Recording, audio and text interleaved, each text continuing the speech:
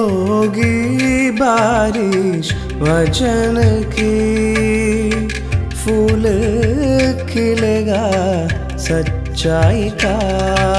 सत्यम सत्यम सत्यम सत्यम सत्यम सत्यम सत्यम सत्यम। प्यारे दर्शकों, हम अगापे सुसमाचार सेविकाई की ओर से सत्यम सत्यम कार्यक्रम के माध्यम से प्रभु यीशु मसीह का सुसमाचार आपके लिए लेके आए हैं। परमेश्वर के नाम की स्तुति हो और महिमा हो। और आप सभी को जो ये संदेश सुनने वाले हैं, मेरा हार्दिक स्वागत है इस संदेश सुनने के लिए और मेरा प्रणाम है। और मेरा प्रार्थना यह है कि परमेश्वर इस वचन के संदेश के द्वारा आपका जीवन को आशीषित करे। प्रियो, आज मैं एक विशेष विषय का बारे में चर्चा करने वाला हूं। वो है पारिवारिक जीवन। परमेश्वर ने इंसान को दिया हुआ सबसे बड़ा एक वरदान है पारिवारिक जीवन। परमेश्वर इंसान को बनाया और जानवर जैसे रहने के लिए नहीं, परिवार में रहकर परमेश्वर की नाम की महिमा करने के लिए परमेश्वर ने हमको बनाया। परिवार परमेश्वर का निर्माण है, परमेश्वर का डिजाइन है। परमेश्वर का मन में जो सोच हुआ है परिवार के प्रति, वही परमेश्वर ने इंसान को दे दिया और उस निर्माण, उस डिजाइन के अनुसार जीने के लिए प्रभु ने हमको रखा है। पर हम सब जानते हैं परिवार का जो परमेश्वर ने दिया हो उद्देश्य यह था, उस परिवार में एक दूसरे को प्रोत्साहन मिले, एक दूसरे के द्वारा पालन पोषण मिले, एक दूसरे का सहारा मिलते रहे। उस उद्देश्य से परमेश्वर ने परिवार का निर्माण किया था। पर हम देखते हैं जैसे इंसान पाप में गिरा, उसके बाद तुरंत हम देखते हैं एक परिवार में, जो पहला परिवार परमेश्वर ने बनाया आदम और हव्वा का परिवार में, एक खून हो रहा है। हम जानते हैं इसका बारे में। कैन, जो आदम और हव्वा का पहला बेटा था, उसने उसका छोटा भाई को हत्या कर दी।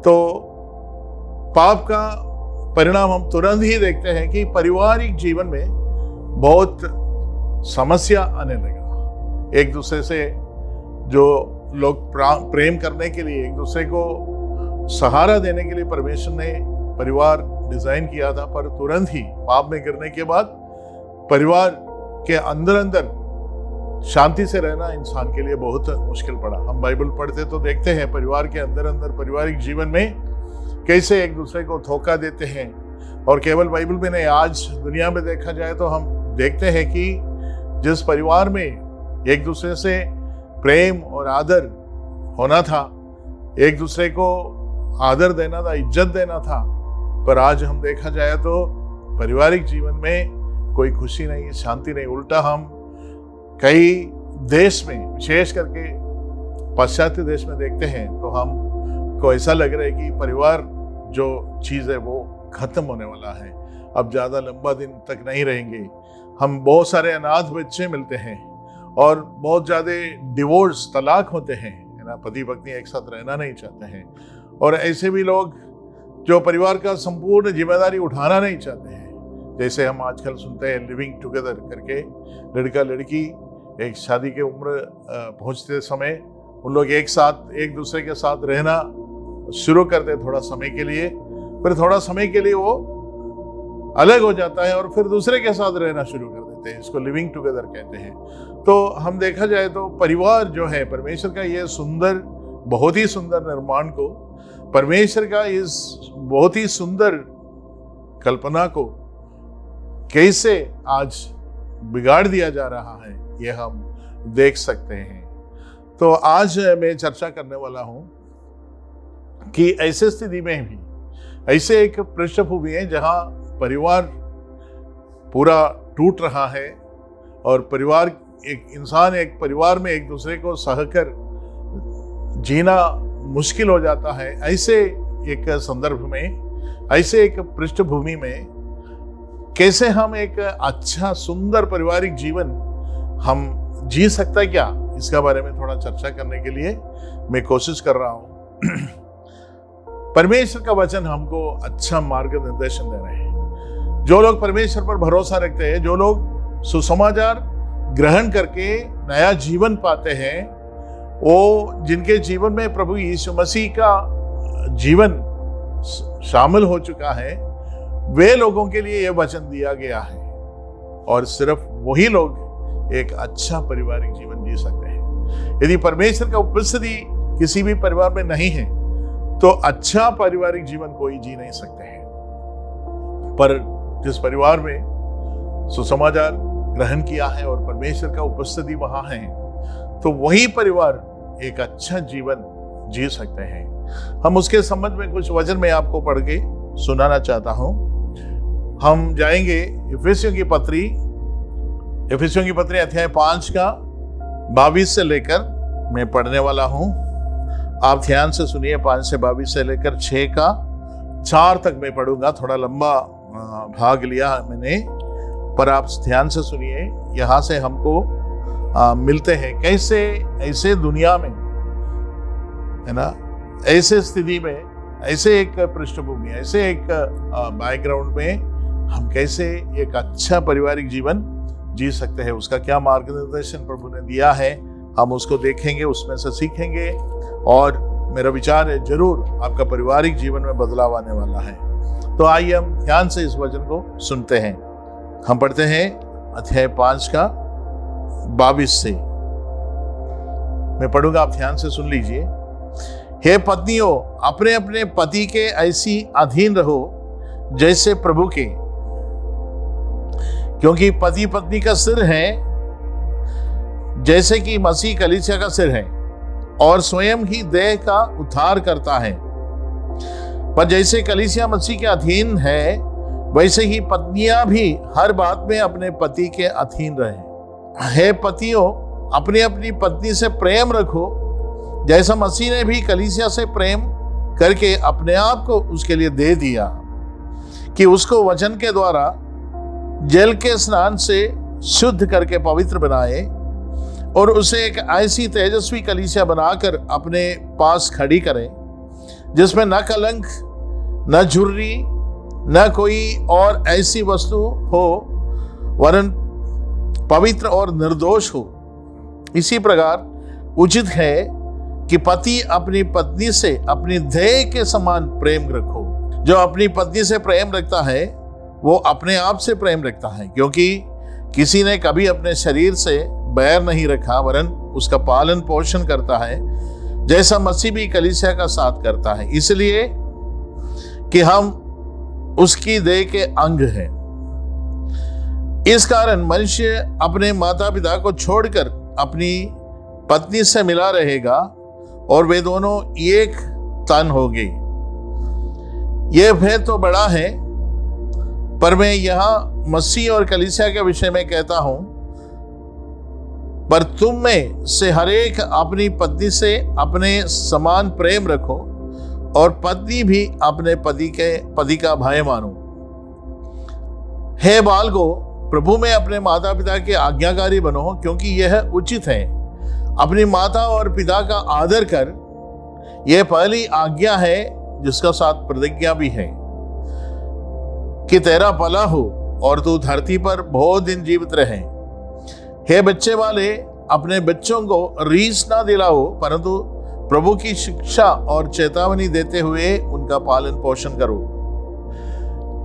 ये जो वचन हमने पढ़ा, थोड़ा लंबा भाग लिया है हमने, पर यहाँ हमको मिलते हैं कि कैसे हम इस धरती में, इस पाप भरी दुनिया में, इस बुराई से भरा हुआ एक ऐसे परिस्थिति में हम कैसे एक अच्छा परमेश्वर को आदर देने वाला, परमेश्वर का महिमा करने वाला एक पारिवारिक जीवन हम कैसे जी सकते हैं। तो हम कुछ बातें इसमें से सीखने के लिए कोशिश करेंगे। सबसे पहले हमें समझने की बात यह है, पारिवारिक जीवन का लक्ष्य क्या है, एक परिवार का लक्ष्य क्या है, क्यों परमेश्वर एक परिवार इस धरती पे क्यों रखते हैं उस परिवार को। जैसे कालेब ने कहा और यहोशू ने कहा कि मैं और अपना घराना परमेश्वर का सेवा करूंगा। तो एक परिवार क्यों इस धरती पर है, क्यों परमेश्वर एक परिवार को इस धरती पर रखते हैं? इसलिए कि वो परमेश्वर का सेवा करे, परमेश्वर का महिमा करे।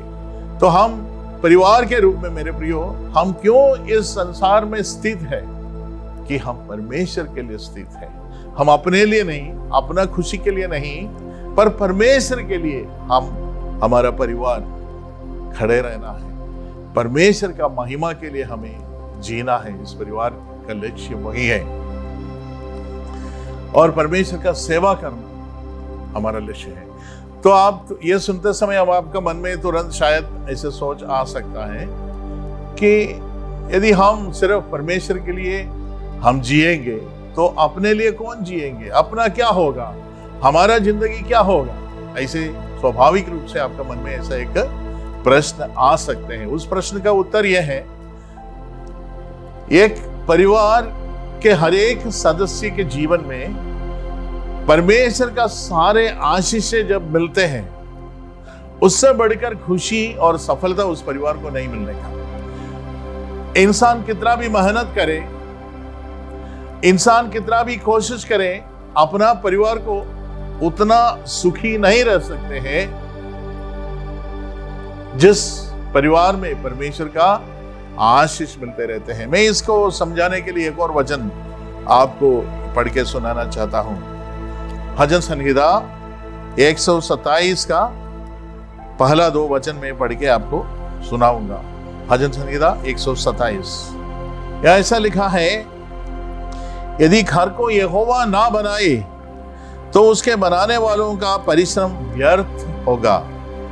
यदि नार की रक्षा यहोवा ना करे तो रखवाले का जागना व्यर्थ ही होगा। तुम जो सवेरे उठते और देर करके विश्राम करते और दुख भरी रोटी खाते हो, यह सब तुम्हारे लिए व्यर्थ ही है, क्योंकि वो अपने प्रियों को यूं ही नींद में सब कुछ प्रदान करता है। मेरे प्रियो, ये बहुत एक आवश्यक जानकारी हमको दे रहे हैं परमेश्वर के वचन के द्वारा कि इंसान अपने स्वयं की परिश्रम के द्वारा अपना परिवार एक सफलता के ओर नहीं ले जा सकते हैं। यह कहते हैं, यदि घर को यहोवा यानी परमेश्वर नहीं बनाते हैं तो बनाने वाले का परिश्रम व्यर्थ है ना। हर एक इंसान अपने परिवार के लिए बहुत परिश्रम करते हैं, बहुत कोशिश करते हैं, है ना। इधर लिखा है, बहुत सुबह उठ जाते हैं और देर तक काम करते रहते हैं, ये सब व्यर्थ है, इसमें कोई फायदा नहीं है। ऐसे परमेश्वर के वचन बताते हैं मेरे प्रिय। तो फिर क्या है, हमारे लिए किस चीज की जरूरी है? घर को यहोवा बनाना चाहिए, हमारे परिवार को परमेश्वर बनाना चाहिए। तो परमेश्वर कैसे, जब परिवार को बनाते हैं, परिवार कैसे दिखेंगे और उस परिवार में क्या होना है, ये बात हम एफिसियों की पत्री से हम सीखते हैं। सुसमाचार, जो परमेश्वर के सुसमाचार, जो परमेश्वर का सुसमाचार को स्वीकार किए हुए लोग, जो प्रभु यीशु मसीह के अपना उद्धारकर्ता का रूप में ग्रहण किए हुए लोग, जो यीशु मसीह का मृत्यु और पुनरुत्थान में विश्वास करते हैं और उसके द्वारा पापों का क्षमा पाए हुए लोग, नया जीवन पाए हुए लोग, केवल वही लोग एक अच्छा पारिवारिक जीवन जी सकते हैं। यदि यहोवा घर को नहीं बनाते हैं, यदि हमारा परमेश्वर हमारा घर में, हमारा परिवार में उनका उपस्थिति यदि नहीं होते हैं, उनके आराधना पूजा नहीं होते हैं, तो उस पारिवारिक जीवन व्यर्थ होता है। परमेश्वर का वचन बोलता है, यदि घर को यहोवा ना बनाए, परमेश्वर ना बनाए, बनाने वाले का परिश्रम व्यर्थ है। तो हम देखेंगे एक परमेश्वर चलाने वाला, बनाने वाला एक परिवार में क्या क्या होना चाहिए, कैसे एक दूसरे के बीच में किस प्रकार के रिश्ता होना चाहिए, हम देखेंगे।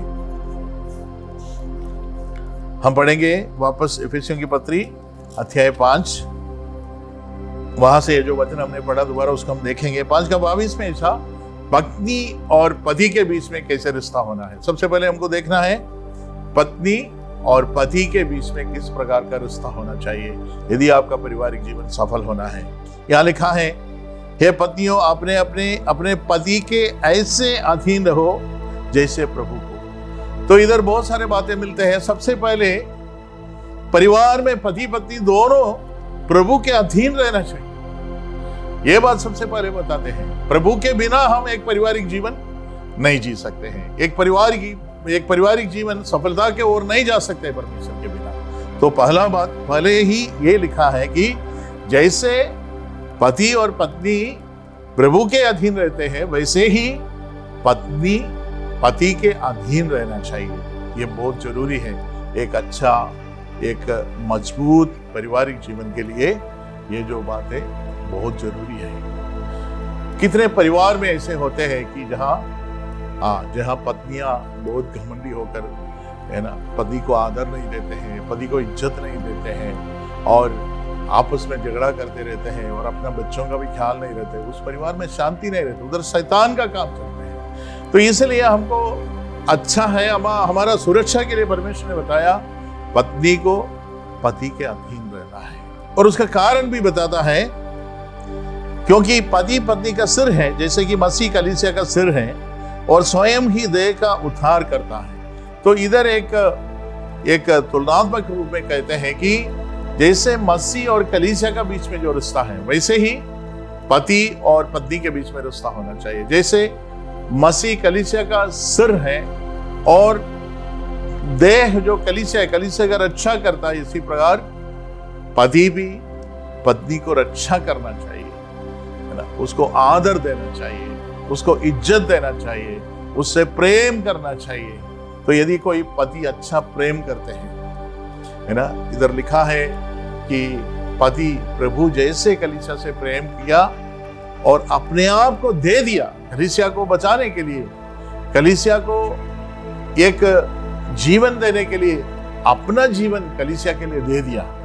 तो ऐसे इस प्रकार यदि एक पति एक पत्नी से प्रेम करते हैं तो उस पति से प्रेम करना आसान होता है, उसमें कोई कठिनाई नहीं है। उस पत्नी को ऐसे एक पति के अधीन रहने में कोई कठिनाई नहीं है, जो उसे अपने शरीर से भी बढ़कर, अपने स्वयं से बढ़कर जो पति उससे प्रेम करते हैं उस पति के अधीन रहना अच्छा लगता है। और जब पत्नी इस प्रकार अधीन रहते हैं, उस पति को उस पत्नी से प्रेम करने में भी कोई दिक्कत नहीं होती है, आसान है। तो इसलिए परमेश्वर का जो मार्गदर्शन पारिवारिक जीवन के लिए पति पत्नी के बीच में पत्नी पति के अधीन रहना चाहिए और पति जैसे मसीह ने कलीसिया से प्रेम किया इसी प्रकार कलीसिया से प्रेम करना चाहिए। अपने आप को देते हुए अपने आप को इनकार करते हुए पत्नी से प्रेम रखने के लिए परमेश्वर का वचन हमको सिखाते हैं। तो यदि हम ऐसे इस वचन को आज हम मान सकते हैं क्योंकि हम परमेश्वर का सामर्थ हमारे अंदर है, पवित्र आत्मा हमारे अंदर है, हम एक नया हृदय प्राप्त किए हुए लोग हैं, तो आज इस परमेश्वर का वचन को मानकर हम जी सकते हैं, है ना। यदि हम ऐसे मानकर जियोगे तो हमारा परिवार एक सफलता की ओर बढ़ने वाले हैं। और दूसरी बात 25वां वचन में पढ़ के सुनाऊंगा। हे पतियों अपनी पत्नी से प्रेम रखो जैसा मसीह ने भी कलीसिया से प्रेम करके अपने आप को उसके लिए दे दिया कि उसको वचन के द्वारा जल के सन से शुद्ध करके पवित्र बनाए और उसे एक ऐसी तेजस्वी कलीसिया बनाकर अपने पास खड़ी करे जिसमें ना कलंक, ना झुर्री, ना कोई और ऐसी वस्तु हो, वरन पवित्र और निर्दोष हो। तो प्रभु का प्रेम कलीसिया को क्या करते हैं? प्रभु कलीसिया से इतना प्रेम करते हैं और उस प्रेम के द्वारा कलीसिया पवित्र बनते जाता है, कलीसिया शुद्ध होते जाता है। परमेश्वर का जो प्रेम है कलीसिया के प्रति वो एक शुद्ध करने वाला प्रेम है, एक सैंक्टिफाइंग लव बोलते हैं, है ना।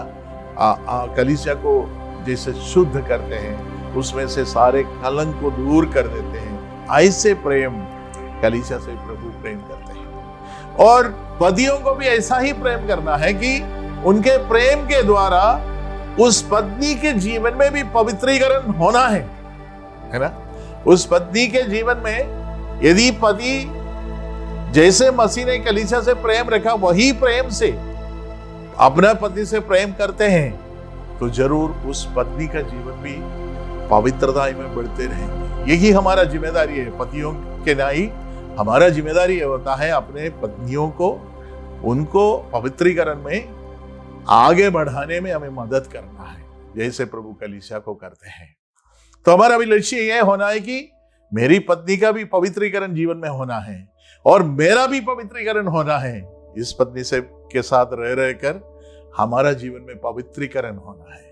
यदि पवित्रीकरण नहीं होते हैं हमारा जीवन में, फिर क्या होता है, आपस में एक दूसरे से प्रेम नहीं करते हैं, आदर नहीं करते हैं, तो मन के अंदर अंदर कड़वाहट पैदा होता है, एक दूसरे के प्रति बैर पैदा हो जाता है, दुश्मनी पैदा हो जाता है, प्रेम कर नहीं पाएंगे, फिर वो क्या करेंगे, हमको पवित्र नहीं करेंगे, ये सारे चीजें हमें अपवित्र करेंगे। तो इसलिए बहुत जरूरी है, हमें हमेशा संभालना है, हमेशा ध्यान देना है कि जैसा मैं मेरे पत्नी के साथ, जैसे मैं अपना पति के साथ व्यवहार करता हूं, इसके द्वारा उनका पवित्रीकरण हो रही क्या, कि उसके द्वारा उनका जीवन में बुराई बढ़ रही क्या, यह हमको समझने की बात है, हमको सोचने की बात है, ये है ना। तो हमें हमारा प्रेम के द्वारा अपना पति, अपना पत्नी का जीवन को निष्कलंक करना है, उसको पवित्र बनाने के लिए प्रोत्साहन देना है। पति का प्रेम ऐसा होना चाहिए, वो एक पवित्र करने वाला, सैंक्टिफाइंग लव, जैसे प्रभु कलीसिया से प्रेम करते हैं वैसे ही हमको भी करना है। ये लक्ष्य होना है, मेरा पत्नी एक उत्तम स्त्री बनना है, मेरा पत्नी को एक उत्तम पत्नी के रूप में उसको खड़ा करने के लिए मेरा प्रार्थना है, प्रभु से मेरा याचना यही है। ऐसे एक पति प्रार्थना करते रहना है। इसी प्रकार पत्नी भी अपना पति का पवित्रीकरण में एक बहुत ही मुख्य रोल है, अपना पत्नी को भी। तो हमारा सोच यही रहना चाहिए, मैं अपना पार्टनर को कैसे पवित्र और पवित्र बना सकता हूँ। मैं मेरा पार्टनर को मैं बुरा बनाता हूँ क्या, उसका जीवन में मैं बुरा प्रभाव डालता हूँ क्या, ये हमको परखना चाहिए। ऐसा नहीं होना है, हमें एक बहुत ही अच्छा प्रभाव अपने पार्टनर के जीवन में डालना बहुत जरूरी है। तो पति पत्नी का रिश्ता यदि इस प्रकार हो जाते हैं, वो परिवार का जीवन सफल होगा।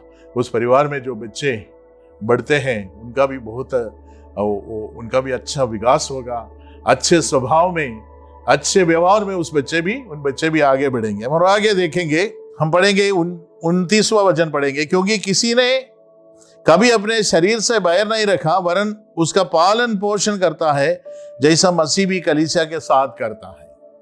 मसीह क्या करते हैं, कलीसिया का पालन पोषण करता है। तो इसी प्रकार एक पति को क्या करना चाहिए, अपनी पत्नी का पालन पोषण करना चाहिए, इसलिए कि हम उसकी देह के अंग है। उसका कारण भी बताता है, क्यों हम उसका देह का अंग है। पति भी प्रभु यीशु मसीह का शरीर का अंग है, पत्नी भी प्रभु यीशु मसीह का शरीर का अंग है। इसलिए हम एक दूसरे को प्रोत्साहन देना है, एक दूसरे से प्रेम करना है। 31वां वचन ऐसा पढ़ते हैं, इस कारण मनुष्य अपने माता पिता को छोड़कर अपनी पत्नी से मिला रहेगा और वे दोनों एक तन होंगे।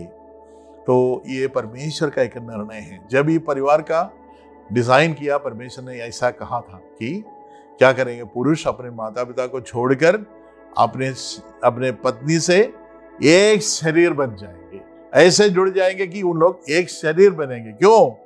क्योंकि ये जो परमेश्वर ने दिया हुआ काम करना है, पत्नी से प्रेम करना है, और पति को क्या करना है, उस पत्नी को अपने प्रेम के द्वारा उसको पवित्रीकरण करना है, और पत्नी को क्या करना है, उस पति का अधीनता में रहकर उसका सेवा करना है। इसी प्रकार एक सुंदर पारिवारिक जीवन के लिए वो आज शादी के बाद पति पत्नी एक बनना बहुत जरूरी है। फिर उसका आगे क्या लिखा है, 32वां वचन, ये भेद तो बड़ा है, पर मैं यहां मसीह और कलीसिया का विषय में कहता हूं, पर तुम में से हर एक अपनी पत्नी से अपने समान प्रेम रखो, और पत्नी भी अपने पति के भाई मानो। तो प्रेम रखना, भाई मानना, पति को प्रेम रखना है और पत्नी को भाई मानना है ना, पत्नी को भाई मानना है। यदि ऐसे का प्रेम रखने वाला पति से भाई मानने में क्या दिक्कत होता है, और एक भाई मानने वाला पत्नी को प्रेम करने में पुरुष को कोई दिक्कत होना नहीं चाहिए। हम आगे देखेंगे बच्चों के साथ कैसे व्यवहार करना है। एक पारिवारिक जीवन जो सुसमाचार के द्वारा एक सफलता का पारिवारिक जीवन कैसे रहेंगे, तो उस परिवार में बच्चों और पालकों के साथ कैसे रिश्ता होना चाहिए, वो भी मार्गदर्शन हमको मिलता है। 6वां अध्याय, फिर 6वां अध्याय में हम पढ़ेंगे, हे बालकों, प्रभु में अपना माता पिता के आज्ञाकारी बनो, क्योंकि यह उचित है। अपनी माता और पिता का आदर कर, यह पहली आज्ञा है, जिसके साथ प्रतिज्ञा भी है, कि तेरा भला हो और तू धरती पर बहुत दिन जीवित रहे। तो बच्चों को कहते हैं अपने माता पिता को आदर करना, उनको आदर करना, अपने शब्दों से, अपने व्यवहार से और अपने जीवन से आदर करना है। मेरा पिता के लिए मैं अच्छा नाम लाना है ना। जैसे हमारे व्यवहार के द्वारा परमेश्वर का महिमा मिलना है, वैसे ही मेरे व्यवहार के द्वारा मेरा माँ बाप को अच्छा आदर मिलना है। मुझे देखकर लोग पूछना ये कौन सा परिवार का है, बच्चे का व्यवहार और उसका सब कुछ बहुत अच्छा लग रहे, इसका माँ बाप कौन है, किस माँ बाप ने इसको जन्म दिया, किसने इसको अच्छा सिखाया, ऐसे पूछना चाहिए। तो माँ बाप को आदर लाते हैं। हम क्या लाते हैं अपना माता पिता के लिए? हमें आदर लाना है। हमारा व्यवहार देखे, हमारा चाल चलन देखे, हमको देखने वाला, हमसे मिलने वाले लोग पूछना चाहिए कैसे अच्छे परिवार के लोग हैं ये बच्चे, कैसे अच्छे परिवार के बच्चे हैं। ऐसे तब माता पिता को आदर और इज्जत मिल जाते हैं। अपनी माता और पिता का आदर कर, यह पहली आज्ञा है, जिसके साथ प्रतिज्ञा भी है। तो ये परमेश्वर ने 10 आज्ञाएं दिया, उसमें एक आज्ञा के रूप में दिया था अपने माता पिता का आदर कर, इसलिए कि तू लंबा दिन तक जीवित रहे और तेरा सब कुछ भला हो जाए। तो उसमें वायदा भी है, केवल एक आज्ञा नहीं है, आज्ञा पालन करने वालों को एक वायदा भी परमेश्वर देते हैं। इस आज्ञा यदि पालन करते हैं, उसका जीवन अच्छा रहेगा, इस पृथ्वी पर उसका जीवन अच्छा रहेगा। तेरा भला हो और तू धरती पर बहुत दिन जीवित रहेगा, ऐसा परमेश्वर ने वायदा किया है इस आज्ञा के साथ। इसलिए बच्चों को इस आज्ञा मानना बहुत अच्छा है, जरूरी है। अब बच्चे वालों, माता पिताओं को इकट्ठा बुलाकर परमेश्वर फिर एक बात कह रहे हैं, हे बच्चे वालों, अपने बच्चों को रीस ना दिलाओ, परंतु प्रभु की शिक्षा और चेतावनी देते हुए उनका पालन पोषण करो। रीस ना दिलाओ, बच्चों को क्रोध उनका मन में मत जगाओ। क्रोध जगाने का मतलब क्या है? बच्चों को कब हम क्रोध जलाते हैं, उसका जीवन में कब उनको गुस्सा दिलाते हैं हम, है ना। बच्चे जब ज्यादा गुस्सा हो जाते हैं, अपना माता पिता के विरोध में बहुत गुस्सा हो जाते हैं, उनका मन भी बहुत कच्चा हो जाता है ना। ऐसा इसलिए ऐसा लिखा है, बच्चों को रीस ना दिलाओ, परंतु प्रभु की शिक्षा और चेतावनी देते हुए उनका पालन पोषण करो। तो उनको प्रभु की शिक्षा देना है ना। प्रभु यीशु मसीह का बारे में हम पढ़ते हैं, प्रभु यीशु मसीह अपने माता पिता के अधीनता में रहा। लूका रचित सुसमाचार उसका 1 अध्याय में हम पढ़ते हैं, प्रभु यीशु मसीह अपने माता पिताओं के अधीनता में रहा, उनका आज्ञाकारी बनकर रहा। आप सोचिए, यीशु मसीह में कोई कमी नहीं था, वो परमेश्वर का पुत्र था, है ना। उसमें बिल्कुल कोई कलंक नहीं था, कोई पाप नहीं था। पर ऐसे माता पिता जिसमें बहुत कमियां हो सकता है, साधारण इंसान है वो दोनों, उनके अधीनता में रहने में प्रभु को कोई शिकायत नहीं था। खुशी के साथ वो उनका हर एक आज्ञा को माना, उनको आदर दिया, उनको इज्जत दिया। यदि प्रभु यीशु मसीह इतना ऊंचा होकर अपना इंसान माता पिता को इतना इज्जत दिया, तो हमको कितना अधिक अपना माता पिता को इज्जत देना चाहिए। हमें ऐसा आदर देना, माता पिता का इज्जत देना है। पर हम बच्चे वालों को बोल रहे हैं हमें क्या नहीं करना है, हमें कभी बच्चों को रीस नहीं दिलाना है, यानी हमारा बच्चों के साथ अन्याय नहीं करना है। हमारे बच्चों के साथ यदि हम अन्याय करते हैं, है ना, उनको अच्छा पालन पोषण नहीं करते हैं, उनको जो खाना पीना का जरूरी है, जो पालन पोषण, वो जब हम नहीं करते तो हम अन्याय करते हैं, तो उनके मन में रीस हो सकते हैं। और हम उनको बहुत ज्यादा हम हमेशा डांटते रहते हैं, हमेशा उनके ऊपर शिकायत करते रहते हैं, तो उनके अंदर रीस जल जाता है हमारे प्रति, तो जिसके द्वारा उनका हिम्मत पूरा टूट सकते हैं। तो इसलिए हम बच्चों के साथ बड़े ध्यान के साथ, बड़े प्रेम से, आदर और इज्जत के साथ उनसे बात करना है। उनसे व्यवहार करना है। तो मेरे प्रियो, यही है एक पारिवारिक जीवन के लिए, एक सफल परिवार के लिए परमेश्वर का मार्गदर्शन। तो सुसमाचार ऐसे एक पारिवारिक जीवन जीने के लिए हमको सामर्थ्य देते हैं। हम सुसमाचार यदि ग्रहण किया हुआ व्यक्ति है तो जरूर ये पारिवारिक जीवन हमारे लिए है।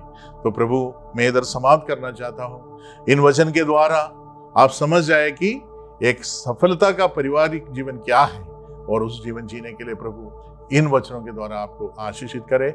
और आप सबको इस छोटा सा संदेश सुनने के लिए धन्यवाद। प्रभु आपका जीवन को बदल दे। आमीन। हम आशा करते हैं कि यह संदेश आपके लिए आशीष का कारण बना है। यदि आप प्रभु यीशु मसीह के बारे में या बाइबल के बातों के विषय में अधिक जानकारी लेना चाहते हैं, या आपके समस्या के बारे में प्रार्थना निवेदन रखना चाहते हैं, या आप कोई सुझाव हमें देना चाहते हैं, तो आप हमारे पते पे ज़रूर लिखिए। हमारा पता है अगापे गॉस्पेल मिनिस्ट्री, 87 मैत्री नगर, कोल्लम 691002। आप हमें फ़ोन या व्हाट्सएप के माध्यम से भी संपर्क कर सकते हैं। हमारा फ़ोन नंबर है 7898160067 या फिर 9960156585। इस प्रकार के और भी संदेश सुनने के लिए हमारे YouTube चैनल सत्यम सत्यम या फेसबुक पेज सत्यम सत्यम पर जाएं। परमेश्वर आप सभी को आशीषित करे। होगी बारिश वचन की, फूल खिलेगा सच्चाई का। सत्यम सत्यम सत्यम सत्यम सत्यम सत्यम